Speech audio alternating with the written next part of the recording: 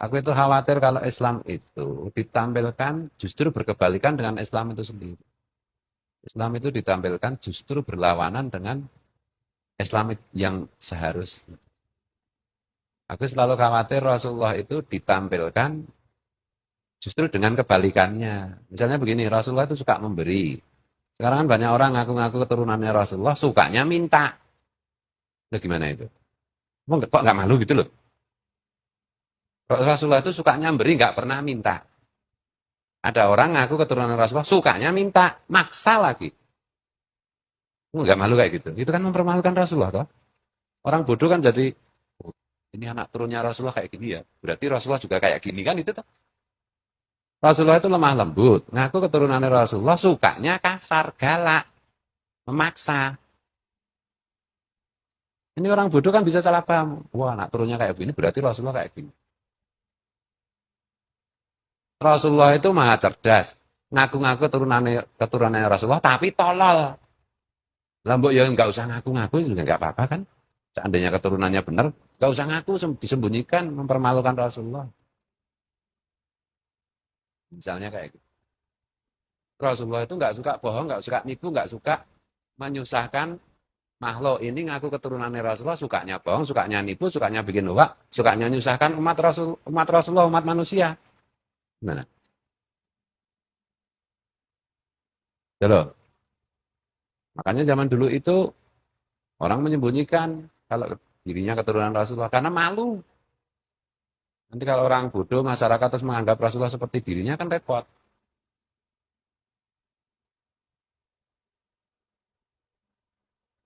Rasulullah menghargai sesama. Ini tidak mengaku keturunan Rasulullah, nggak menghargai sesama.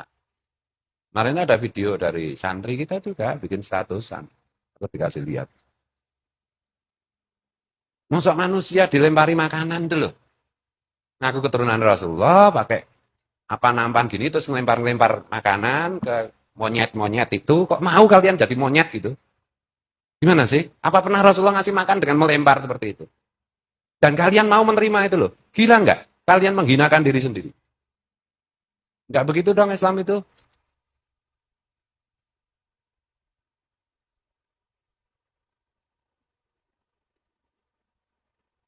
Malah bangga gitu.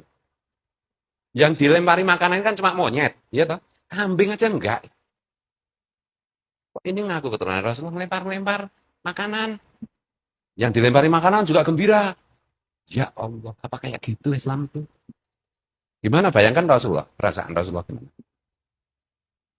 Dirusak ajarannya seperti itu. Dibolak-balikkan seperti itu gimana? Dari Latif dari Purwakarta. Assalamualaikum warahmatullahi wabarakatuh. Waalaikumsalam. Buya, akhir-akhir ini saya merasa prihatin dengan adanya beberapa habaib yang tersandung kasus hukum yang oleh sebagian kita disebut dengan istilah kriminalisasi.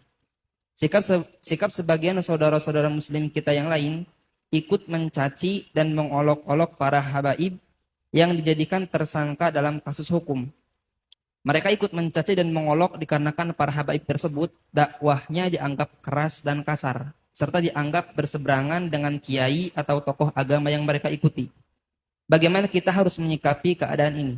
Bagaimana sikap kita jika seandainya ada perilaku seorang habib yang tidak kita sukai atau perilaku seorang habib yang melanggar agama? Habaib atau kaum asyraf sadah adalah orang-orang yang dipilih oleh Allah dengan nasab mulia, yaitu nasab sambung dengan baginda Nabi Muhammad SAW melalui Sayyidat Fatimah Zahra. Kalau memandang mereka, kita pandang dengan dua cara pandang. Sebagai manusia kita lihat, beliau-beliau adalah manusia yang bisa bersalah. Tapi di sisi lain, kita harus tetap melihat beliau adalah dzurriyyah Nabi SAW. Kalau mereka melakukan kesalahan, jangan sampai kita menjadikan merendahkan kehabaibannya. Naudzubillah. Kadang muncul kebencian di hati kita. Habib, Habib. Ini sudah ada muncul kebencian. Kalau dia salah, kita katakan salah sebagai manusia. Tapi jangan dihubung-hubungkan dengan istilah habaib. Karena kalau kita menyebut Dengan nada merendahkan kalimat habaib, kita akan merendahkan sesuatu yang sambung dengan Nabi SAW. Kita tegur dia salah. Tapi nggak usah karena habaibnya, tuh habaib, nggak usah seperti itu. Seperti ada kebencian di hati kita dengan ahli bait Nabi, hati-hati. Nabi tidak akan menengok kita, tidak akan melihat kita. Kalau beliau bersalah, tentu kita wajib mengingatkan. Bahkan kewajiban kita mengingatkan beliau lebih daripada kita mengingatkan yang lainnya. Kenapa? Karena kita mengambil hidayah daripada kakek beliau. Kenapa di saat cucu baginda Nabi melakukan salah kok kita diam-diam saja? Tapi jangan sampai kita mencaci, mengolok, merendahkan karena dia habaib. Awas, hati-hati itu. Pandang dia salah kita ingatkan. Kalau kesalahannya jangan ditiru. Jelas itu. Tapi jangan sampai ada kesan, Habib tuh. Akhirnya kita merendahkan nasab mulia baginda Nabi SAW. Saat itu kita akan runtuh menjadi rendah. Pandang dengan dua cara pandang. Jika salah dia manusia. Sesuai dengan prosedur bagaimana meluruskan kesalahan. Yang benar. Tentunya bukan dengan bermacam caci maki dan sebagainya. Kemudian jangan dihubung-hubungkan dengan masalah nasab tadi. Nasab mulia itu pilihan dari Allah. Nggak bisa, orang minta pun nggak bisa dapat. Itu sudah dipilih. Beliau punya nasab sambung kepada Rasulullah SAW.